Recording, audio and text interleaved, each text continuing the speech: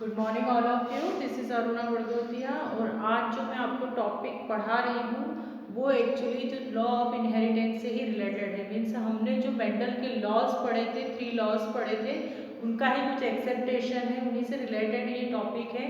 तो अगर आपने लास्ट वीडियो अच्छे से देखी है तो ये वीडियो भी आपको या ये टॉपिक भी आपको अच्छे से समझ आ सकता है। तो हम स्टार्ट करते हैं डेविएशंस फ्रॉम मेंडलिज्म। डेविएशंस का मतलब क्या होता है?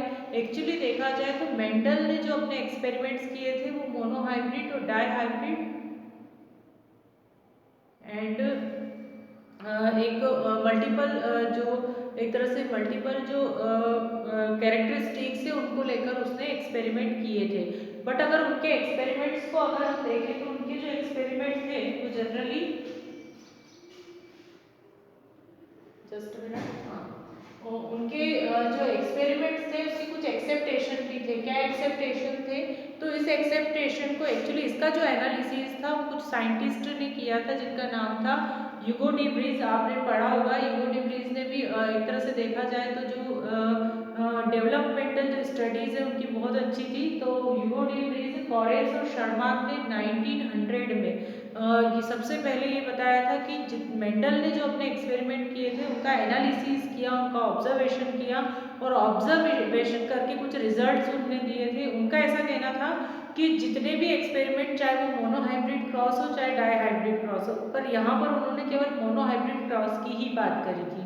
तो जो मोनोहाइब्रिड क्रॉस हम बनाते हैं तो उसमें क्या होता है, दो अलग अलग जो ऑर्गेनिजम्स होते हैं उनके बीच में, या दो अलग अलग प्लांट की जो स्पीशीज होती है उनमें टू कैरेक्टरिस्टिक्स को ध्यान में रखकर या फिर ऐसा कहें एक ही कैरेक्टरिस्टिक को ध्यान में रखकर जब उनमें क्रॉस करवाया जाता है तो फर्स्ट जनरेशन में जो कैरेक्टरिस्टिक्स सबसे ज़्यादा इफेक्टिव होते हैं, मतलब कि जो कैरेक्टरिस्टिक्स डोमिनेट होते हैं वही कैरेक्टरिस्टिक्स शो होते हैं, और जो डोमिनेट नहीं होते हैं मतलब जो रेसेसिव होते हैं वो कैरेक्टरिस्टिक्स शो नहीं होते हैं। बट यहाँ पर जो ह्यूगो डी व्रीज और कॉरेंस का कहना था, कॉरेंस एंड शर्मा का कहना था कि नहीं, ऐसा नहीं होता है। जब हम मोनोहाइब्रिड क्रॉस की बात करते हैं तो मोनोहाइब्रिड क्रॉस में जब हम टू पेरेंट्स के बीच में क्रॉस करवाते हैं तो फर्स्ट जनरेशन में कभी कभी क्या होता है कि जो एक तरह से देखा जाए तो जो कैरेक्टरिस्टिक्स है वो मिक्स होकर आते हैं, मतलब कि वो अपना इम्पैक्ट शो नहीं करते हैं। यहाँ पर किसी प्रकार का कोई डोमिनेंट कैरेक्टर नहीं आता है। तो अगर डोमिनेंट कैरेक्टर नहीं आता है तो हम उसको बोलते हैं इनकम्प्लीट डोमिनेंस। मतलब कि यहाँ पर क्या हो रहा है, कोई भी कैरेक्टर चाहे वो रेड हो चाहे व्हाइट हो, दोनों ही अपने कैरेक्टरिस्टिक्स को शो नहीं करते हैं, तो हम उसको क्या बोलते हैं, इनकम्प्लीट डोमिनेंस कहते हैं। तो यहाँ पर इन चीज़ों को लेकर ही उन्होंने जब एक्सपेरिमेंट किया तो जब ह्यूगो डी व्रीज, कॉरेंस और बर्गट ने सॉरी हाँ शर्मा शर्माक ने जब एक्सपेरिमेंट किया या एक्सपेरिमेंट के थ्रू जो उसके शो जो देखे थे, रिजल्ट एक्चुअली देखे थे, तो उस रिजल्ट में प्योरली अगर देखा जाए तो प्योरली जो एक तरह से डोमिनेंट कैरेक्टर नहीं आया था। कुछ कैरेक्टरिस्टिक्स या कुछ ऐसे भी एक तरह से जनरेशन थी या संततियाँ थी या फीलियल्स थे जिनमें कि दोनों के कैरेक्टरिस्टिक्स मिक्स होकर आते हैं। तो उसके बेस पर इन्होंने 3 अलग अलग जो है वो लॉज दिए थे जिसको हम बोलते हैं इनकम्प्लीट डोमिनेंस, को डोमिनेंस और मल्टीपल एलाइज। उन्होंने बताया था कि ऐसा नहीं होता है, जैसे कि जैसे कैरेक्टरिस्टिक्स जो होते हैं वो प्योरली एक तरह से ट्रांसफर नहीं होते हैं या ट्रांसमिट नहीं होते हैं, कुछ ऐसे होते हैं जो मिक्स होकर भी आते हैं। तो उनको हम 3 अलग अलग एक तरह से एक्सपेरिमेंट के थ्रू देख सकते हैं। तो फर्स्ट जो है हमारा इनकम्प्लीट डोमिनेंस है। इनकम्प्लीट डोमिनेंस का मतलब ये होता है कि जब हम दो अलग अलग कॉम्प्लीमेंट्री कैरेक्टरिस्टिक्स को लेकर अगर पेरेंट्स के बीच में क्रॉस करवाते हैं तो जो फर्स्ट जनरेशन होती है तो फर्स्ट जनरेशन में एक तरह से देखा जाए तो जो फीलियल होंगे वो कैसे होंगे, F1 जनरेशन के जो फीलियल्स होंगे वो कैसे होंगे, वो एक तरह से इनकम्प्लीट डोमिनेंस को शो करेंगे, मतलब उनमें दोनों के कैरेक्टरिस्टिक्स मिक्स होकर आ जाते हैं। पर अगर हम उन्हीं से मतलब उसी के एक तरह से देखा जाए उसी की स्पीशीज या उसी की जनरेशन के दूसरे कॉम्प्लीमेंट्री या फिर उसी कैरेक्टरिस्टिक्स के दूसरे एक तरह से प्लांट्स के साथ अगर उसका फ्यूजन करवाएंगे या क्रॉस करवाएंगे तो इसके बाद जो F2 जनरेशन आती है तो F2 जनरेशन में ये प्योरली शो होते हैं। पर 50% कैरेक्टरिस्टिक्स फिर भी मिक्स होकर ही आते हैं, तो वो हम समझ सकते हैं ग्राफ एक चार्ट के थ्रू। यहाँ पर उन्होंने क्या किया, रेड फ्लावर की स्पीशीज ली और व्हाइट फ्लावर की स्पीशीज ली। रेड फ्लावर के जो पॉलेन्स होते हैं उन पॉलेन्स को कहाँ पर पहुंचाया उन्होंने, व्हाइट फ्लावर के स्टिग्मा तक। जब उनमें फ्यूजन होता है तो उनके गैमेट्स कौन से होते हैं, इसके कैपिटल आर होते हैं और इसके स्मॉल आर होते हैं।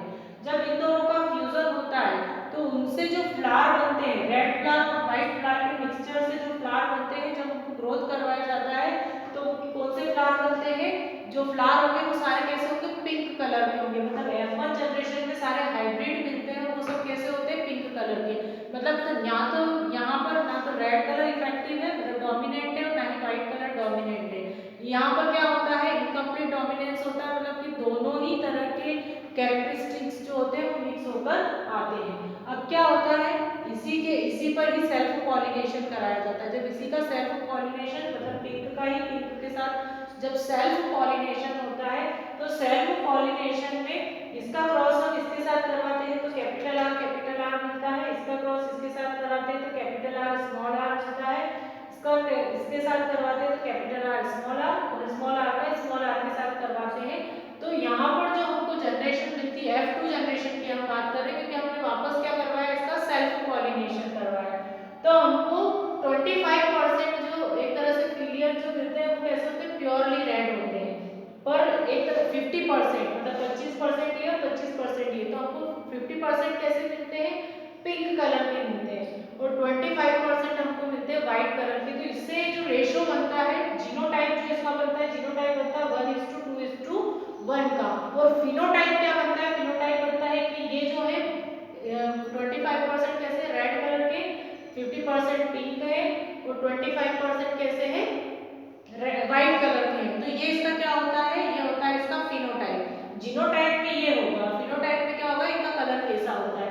तो एक तरह से यहाँ पर जो इसका रिजल्ट निकलता है, रिजल्ट क्या निकलता है कि चाहे मोनोहाइब्रिड क्रॉस में भी क्या होता है, इनकम्प्लीट डोमिनेंस होता है। मतलब सभी ही फीलियर्स जो होते हैं F1 जनरेशन के जितने भी जो भी होते हैं या ऑर्गेनिजम्स होते हैं या जो भी प्लांट्स होते हैं, तो वो सिमिलर नहीं होते, एक ही तरह से या प्योर कैरेक्टर के फॉर्म में वो नहीं आते हैं, उनमें कैरेक्टरिस्टिक्स जो होते हैं वो मिक्स हो जाते हैं।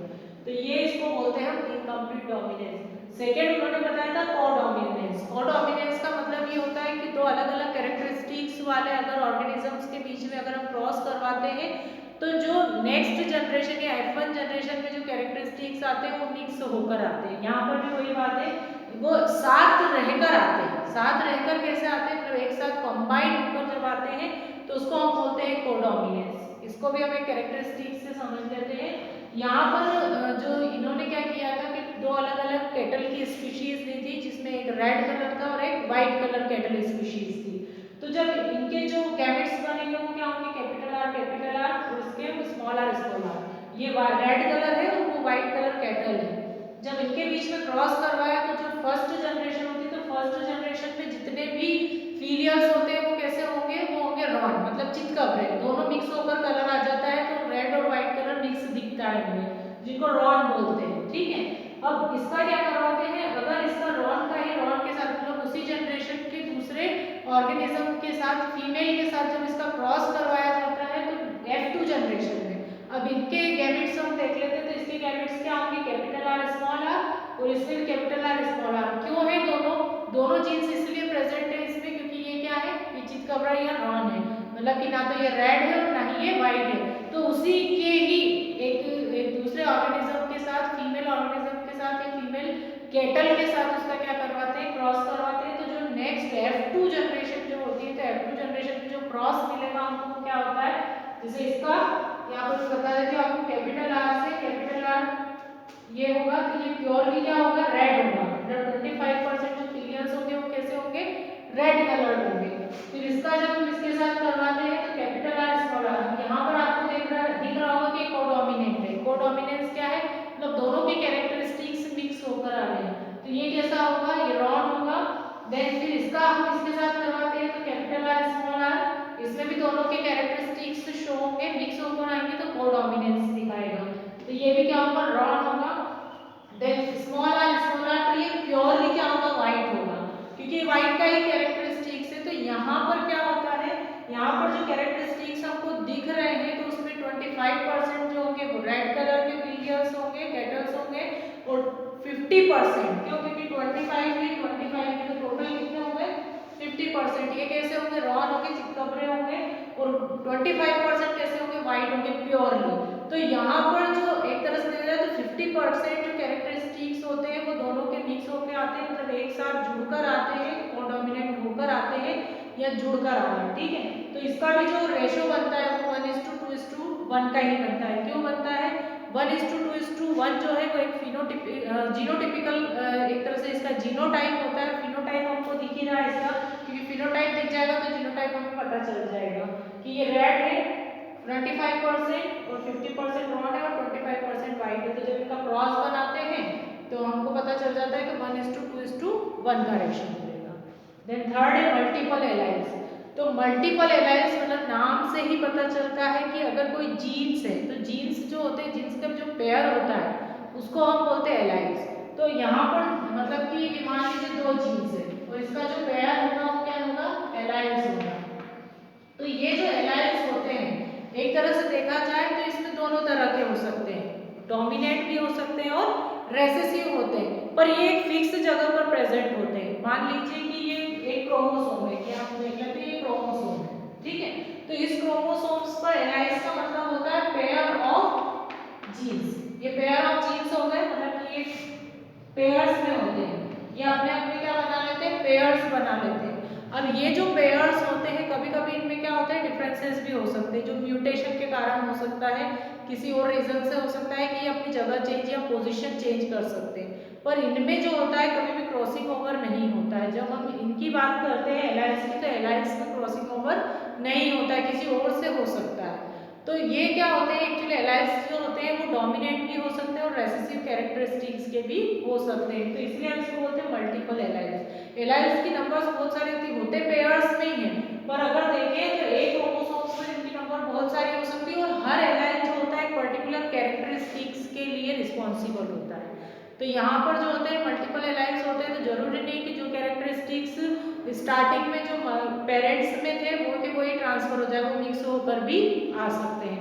तो इनका ये कहना था, इन्होंने किसकी एक तरह से किसका एनालिसिस किया था, मेंडल के जो एक्सपेरिमेंट थे उनका एनालिसिस किया था। क्योंकि मेंडल का कहना था कि जितने भी कैरेक्टरिस्टिक्स है वो प्योरली जाते हैं, पर जो साइंटिस्ट थे जिन्होंने इसका एनालिसिस किया और इसके लिए रिजल्ट बनाया कि डी ब्रीज, कॉरेंस और शर्माक ने, कि ऐसा नहीं होता है। जो कैरेक्टरिस्टिक्स होते हैं वो कभी कभी कोडोमिनेंस के फॉर्म में या फिर इनकम्प्लीट डोमिनेंस के फॉर्म में या फिर मल्टीपल एलियंस के फॉर्म में भी ट्रांसफर होते हैं, जिसके कारण क्या होते हैं, अलग एक तरह से देखा जाए तो कुछ स्पीशीज जो होती हैं या कुछ फीलियर्स जो होते हैं वो अलग भी होते हैं, प्योर नहीं होते हैं, उनमें दोनों के कैरेक्टरिस्टिक्स मिक्स होके आते हैं। तो ये अलग अलग क्वेश्चंस भी आ सकते हैं। मोस्ट इंपॉर्टेंट ये है जिसमें इनकम्प्लीट डोमिनेंस और कोडोमिनेंस को आपको चार्ट के थ्रू समझाना। अगर ये चार्ट आपने अच्छे से लर्न कर लिया है तो आपको फिर ये एक्सप्लेन करना इजी हो जाएगा।